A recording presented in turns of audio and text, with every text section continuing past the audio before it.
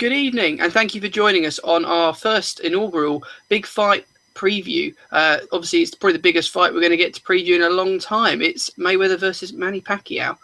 I'm absolutely delighted to say I've been joined by a man who's far more of an expert in the world of boxing than my good self. I'd love to introduce you guys to OLBG's resident boxer. We sponsor him. It's Frankie Mad Monk Monkhouse. I'm going to throw over to Frankie, just get him to introduce himself to you guys and just give you a little bit of background about his fighting career. Frankie. Thanks, mate. Glad to have you all here. I had to throw my wife out the living room. She was watching EastEnders, so we need to find a few winners tonight or she'll be raging. I boxed recently. You wouldn't know to look at me. I've not got many marks, but I boxed last Saturday down in London on a big show at the Camden Centre. That was my first fight in a year. Boxed a tricky southpaw, which is relevant, as we'll find out soon. Won that on points. A hard fight, hard boy to look good against. He knew the game inside out. He was a bit of a spoiler, but got the win.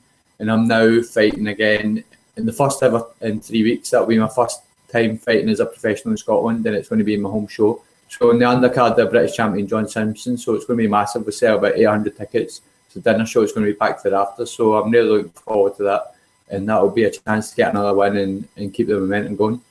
Brilliant. And from your point of view, you must be quite excited to head back towards where it all started for yourself, back home. Yeah, lots of my fans, like usually when all my fights have been in London, so usually when my fans come down to support me, I need to let them stay at my house. The next morning I'm stepping over people, there's blow-up beds everywhere, or there's drunks everywhere, but it'll be the first time a lot of my friends and my family and my supporters have had the chance to see me live, so it'll be a big night. Brilliant, really pleased to hear. And just quickly, I believe that after that could be a summer show down in London that you may be featuring on for some of our Southern members and boxing fans that might want to see you. Yeah, I want to keep busy. This will be my second fight in 2 months, and ideally I'd like to get another fight again in June. It's all catching me up with me now. It's fighting's the easy part, but it's the training camp. So you think 8 weeks for every fight. So it's them that take their toll on you, and it's asking people to come out and support you. But I should be on a big show in June at the York Hall. So if everything goes to plan on this show in Greenock, then I'll be out again a month later. So I want to keep it going. And then same as the football, usually in July, August, there's not much going on. And then I'll be back out in September again. So I want to keep busy. That's great to hear. And we'll be charting your progress on a few of these different blogs as we preview different fights going forward. But we're really lucky in the sense that our first preview is going to be possibly, they're calling it the fight of the century, but let's be honest, boxing and hype go hand in hand.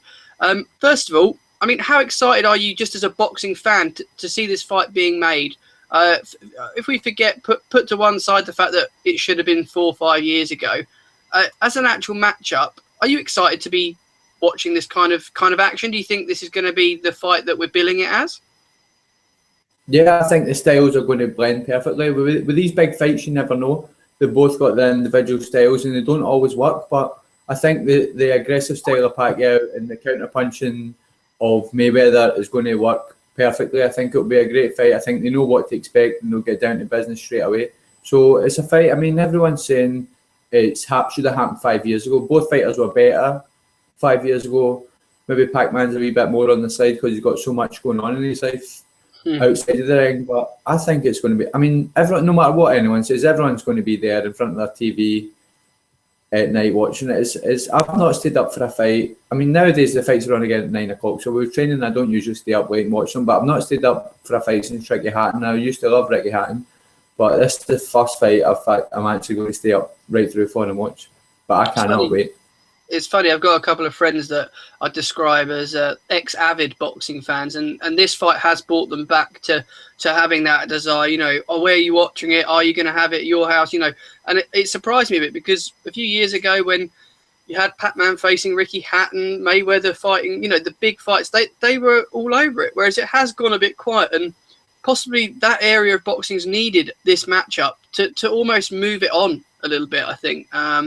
I know I'm excited as what I describe as an avid boxing fan, but certainly not a most knowledgeable boxing fan. But it's the first time I think I've embraced and enjoyed the hype around a fight for a long time. I mean, it feels like it's come quite quickly since negotiations were completed. There was obviously the infamous meeting at the Miami Dolphins game, I believe it was, in the States, where both of them were there and things were thrashed out. But I think it's great. Fight week's going to be an exciting one for once, rather than an ordeal. And both camps seem relatively happy with their fighters. Would you be surprised not to hear that at this stage, given the mind games and psychology that can be involved? I never think you're never ever going to hear a fighter. I mean, I can speak from personal experience on a lesser scale, but you're never going to hear a fighter the week of a fight saying, I've had a terrible camp, or I've hurt myself, or pulled my shoulder, or anything like that. You're going to lie through your teeth. You're going to get every kind of step up you can, and you're going to say, and you will be feeling it. You'll be buzzing anyway. They'll be ready to fight. Any little niggles will put it at the back of their head, so they're never going to say that anything's gone wrong.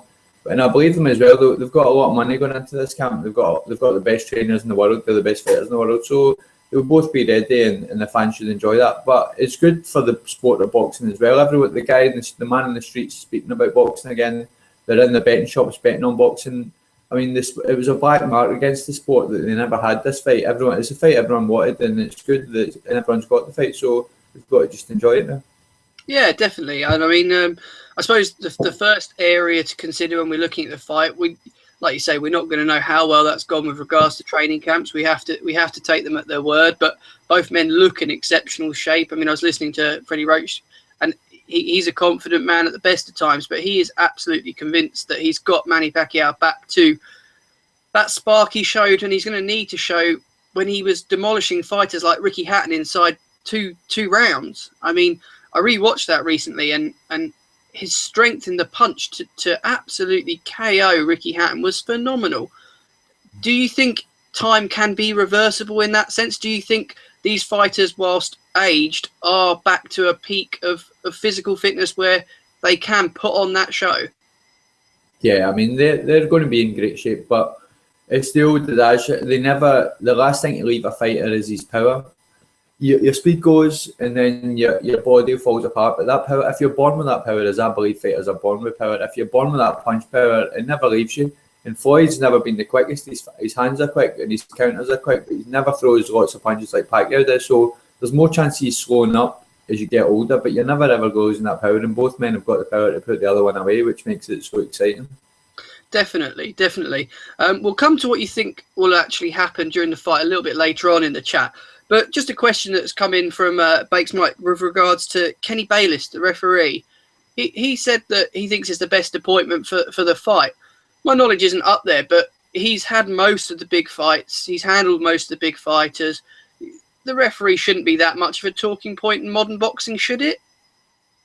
I mean, a good referee, you should know he's in there. He shouldn't have anything to do if the fighters do their part.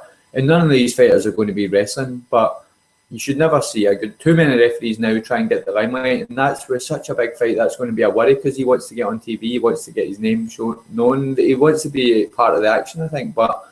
And I've saw a few bits and pieces saying this is Floyd's ref, that Floyd's got the referee he wanted. So, and you remember when Hatton went over there, lots of people say if the Hatton Mayweather fight happened in Manchester, it would have been a different outcome, because Hatton was a brawler. He got inside every time he got inside in America.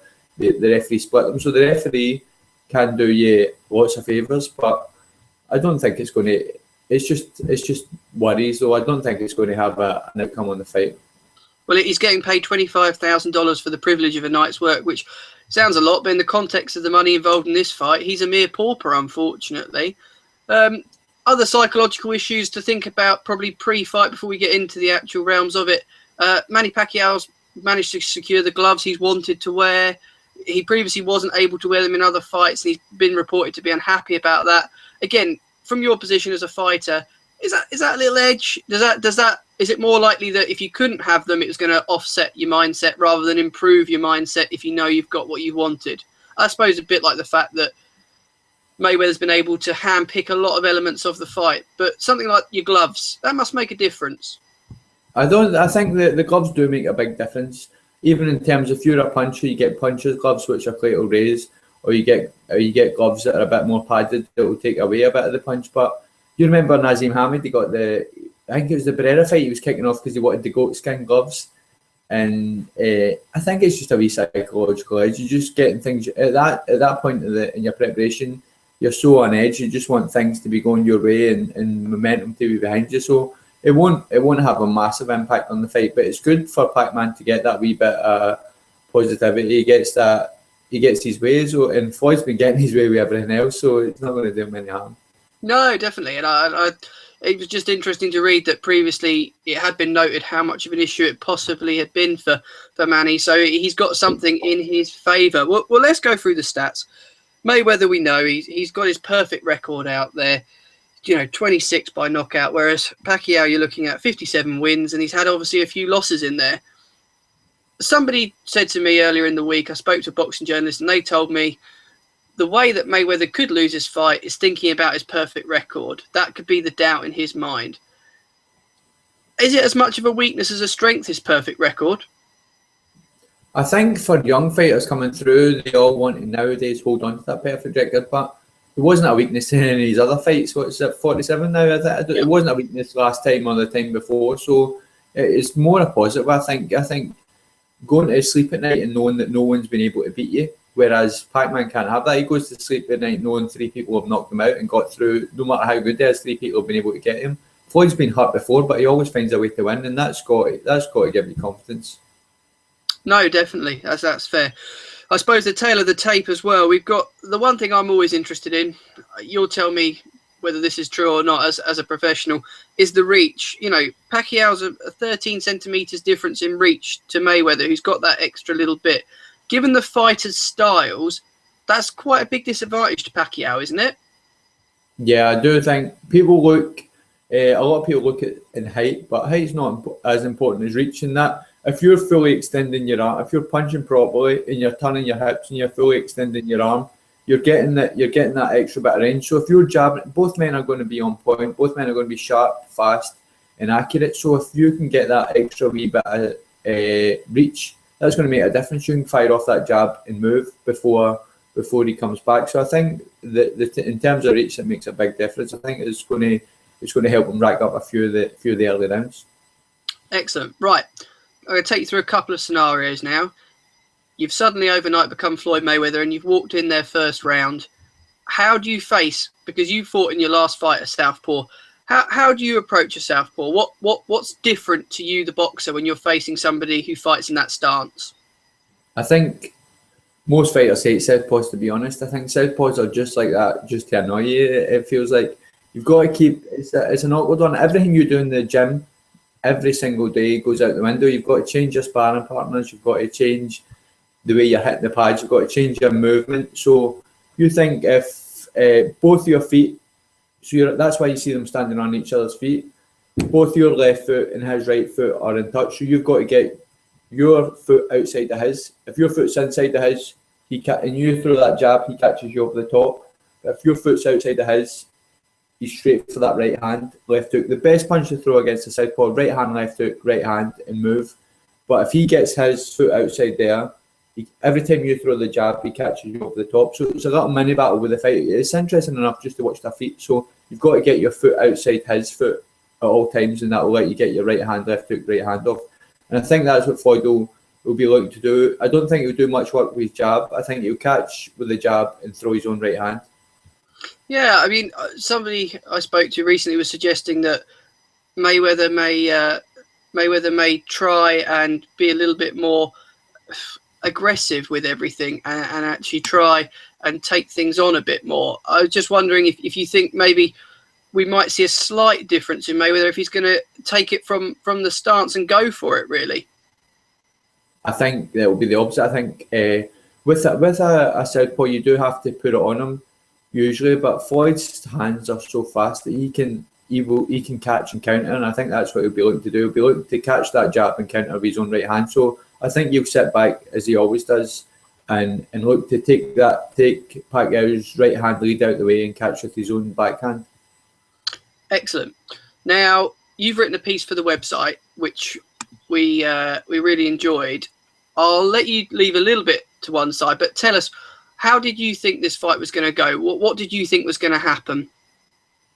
I think everyone wanted to see Floyd in with someone who pressured him had fast hands and could push him up against the ropes. And I think that's what Pacquiao's going to do. I think Can would do that as well. I think Pacquiao beats Can, but I think Can has a great chance against Floyd just because of them fast hands. So I think Pacquiao's hand speed is going to be a major factor, but I do love the way Floyd tucks up, catches everything. It's all on the gloves, on the elbows. He catches a lot of attacks on the arms. So he might be throwing Pacquiao.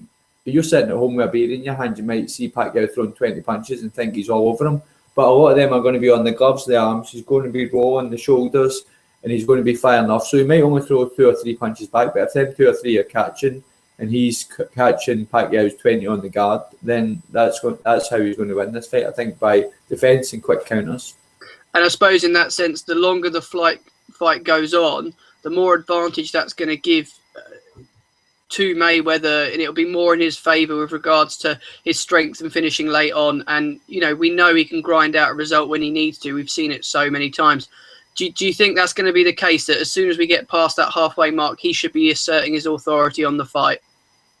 Yeah, I do expect Pacquiao to win the early rounds. I think he's got to win the early rounds to give himself a chance and get momentum behind him. But Floyd, I love the way Floyd does it. It doesn't matter about the crowd. It doesn't matter what the crowd think, what the TV presenters think, or what me or you think. As long as he gets to win, he doesn't care how it comes. As long as he gets to win, I think that's what he'll do again. So he might deflate this fight and blow the life out of everyone. But as long as he keeps his perfect record, that's all he cares about. And I think if he gets to the middle to late rounds and he's got himself in front, he's just going to coast it out.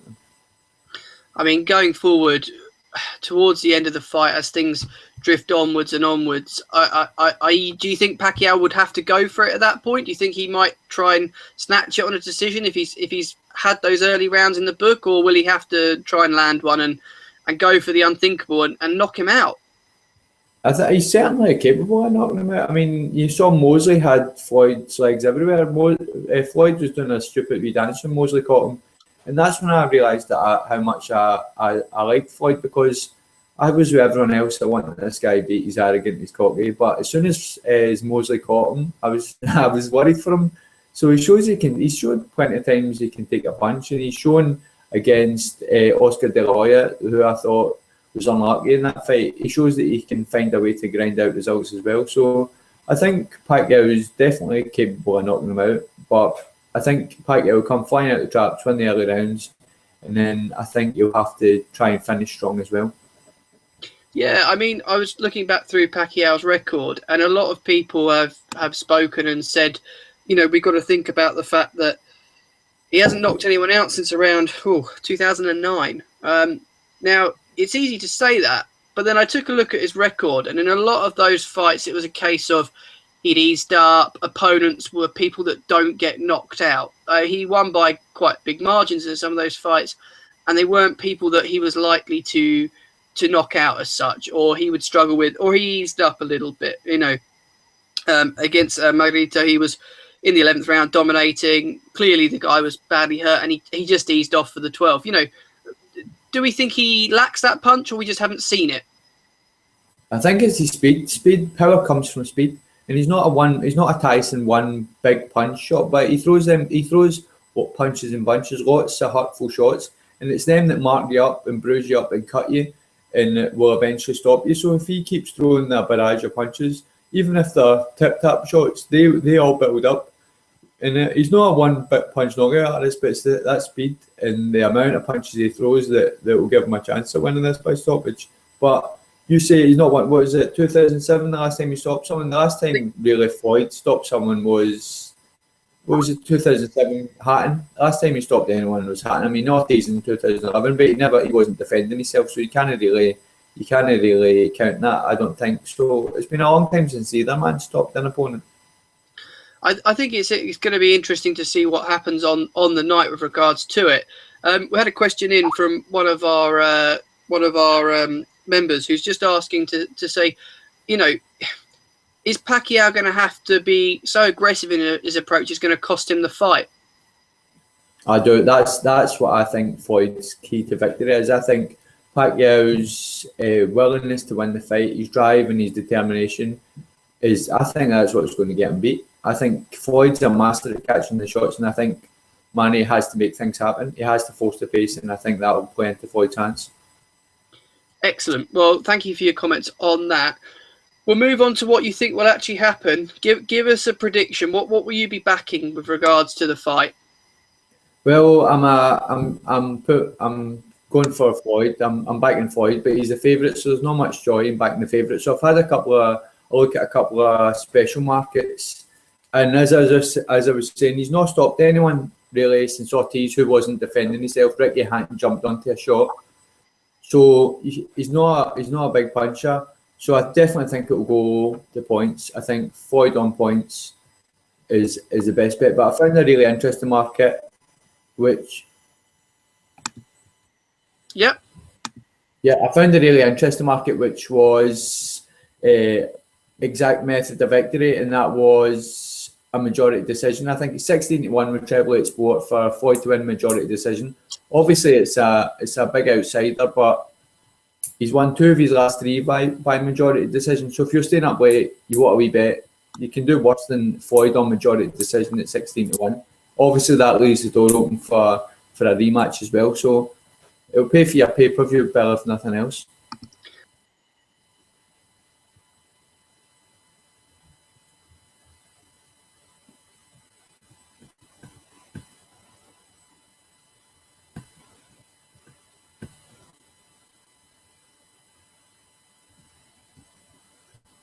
Get that back on track really with regards to that. You're going to need to find a value bet in there. We really appreciate you trying to dig one out there. Just finally, do you think there could be a rematch here? I saw Floyd's dad says he should retire after this fight, but I don't think he'll do that. But I wouldn't see. I think if Floyd wins this convincingly, he won't give him. I think Floyd can.